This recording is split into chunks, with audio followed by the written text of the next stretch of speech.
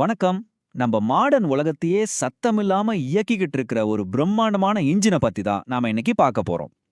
லேப்ல ஒரு சொட்டு கூட செயற்கையா உருவாக்க முடியாத நிஜமான கருப்பு தங்கம்னு சொல்லப்படுற கச்சா எண்ணெய பத்தின ஒரு டீப்பான அலசல் தான் இது. இதுல ஒரு சுவாரஸ்யமான விஷயம் என்னன்னா, கச்சா எண்ணெய் அப்படின்னாலே அது வெறும் பெட்ரோல், டீசல் மாதிரியான எரிபொருள் மட்டும்தான் நம்ம நினைச்சிட்டு இருக்கோம். ஆனா அது ஒரு பெரிய மாயை. நீங்க காலையில யூஸ் பண்ற டூத் பிரஷ், கையில வச்சிருக்கிற மொபைல் போன் பார்ட்ஸ், லிப்ஸ்டிக், ஹாஸ்பிட்டல்ல உயிர்காக்கும் சிரிஞ்சுகள், கிளவுஸ்னு நம்ம டெய்லி நம்பியிருக்க பல பொருட்களோட அடித்தளமே இந்த பெட்ரோலியம் தான்ல. சரி, இந்த விளக்க தொகுப்புல நாம என்னென்ன பார்க்க போறோம்னு ஒரு குவிக் ஓவர்வியூ பார்த்துடலாம்.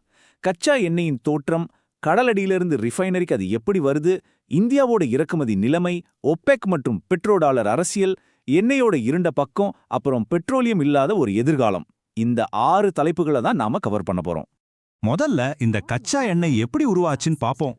டைனோசார்கள் காலத்துக்கு முன்னாடி ஆரம்பிச்ச ஒரு 20 கோடி வருட பயணம் இது. ஒரு 200 மில்லியன் வருஷத்துக்கு முன்னாடி கடல்ல வாழ்ந்த பிளாங்டன் அப்படிங்கிற நுண்ணுயிரிகளும் சின்ன சின்ன செடிகளும் செத்து கடலடியில போய் தங்கிடுச்சு. பல மில்லியன் வருஷங்களா அதுக்கு மேல மணல், சேறு, பாறைகள் எல்லாம் படிந்து ஒரு மிகப்பெரிய பிரஷர் உருவாச்சு. கொஞ்சம் கூட ஆக்சிஜன் இல்லாத அந்த ஆழத்துல கடுமையான வெப்பமும் அழுத்தமும் சேர்ந்து அந்த உயிரினங்களோட எச்சங்களை ஹைட்ரோ கார்பன்களா மாத்திடுச்சு. சோ இன்னைக்கு நாம வண்டியில கெத்தா ஊத்துற பெட்ரோல் பல கோடி வருஷங்களுக்கு முன்னாடி வாழ்ந்த கண்ணுக்கே தெரியாத கடல் உயிரினங்களோட எச்சம்தான். மிடில் ஈஸ்ட் நாடுகள்ல மட்டும் எப்படி இவ்ளோ எண்ணெய் கிடைக்குதுன்னு நீங்க என்னைக்காவது யோசிச்சிருக்கீங்களா? அதுக்கான காரணம் இதுதான்.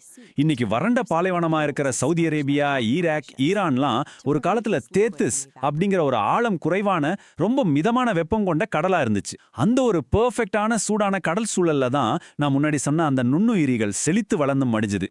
சரி, எண்ணெய் உருவாகிடுச்சு, அது ஆவியாகி வெளியே போயிடக்கூடாது இல்லையா?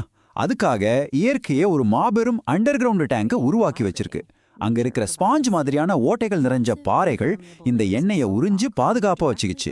அதுக்கு மேல உருவாகியிருந்த கெட்டியான உப்பு பாறைகள் ஒரு ஸ்ட்ராங்கான மூடி மாதிரி செயல்பட்டு எண்ணெய் வெளியே போகாம அப்படியே லாக் பண்ணிடுச்சு.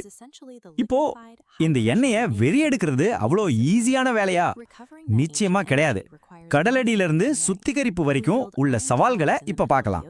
இது சும்மா கிடைக்கிற ஓசி பணம் கிடையாது, ரத்தமும் வியர்வையும் கலந்த எண்ணெய்னு சோர்ஸுகள் சொல்றாங்க. கடலுக்கு நடுவுல சுமார் 2 கிலோமீட்டர் ஆழம் வரைக்கும் ட்ரில் பண்ணணும்னா சாதாரணமா அந்த ஆழத்துல இருக்கிற அபரிமிதமான பிரஷர் இரும்பு ட்ரில் பிட்டுகளையே சிதறடிச்சிடும். டீப் வாட்டர் ஹொரைசன் மாதிரியான பெரிய ஆயில் ஸ்பில் விபத்துகளை எடுத்துக்கிட்டா தொழிலாளர்கள் தங்களோட உயிரியே பணயம் வச்சுதான் இந்த வளத்தை எடுக்கிறாங்க.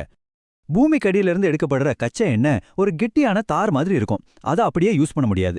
இதோ இந்த ஃப்ராக்ஷனல் டிஸ்டிலேஷன் ப்ராசஸ்ல காட்டுற மாதிரி அந்த கெட்டியான எண்ணெயை வெவ்வேறு டெம்பரேச்சர்கள்ல கொதிக்க வைப்பாங்க.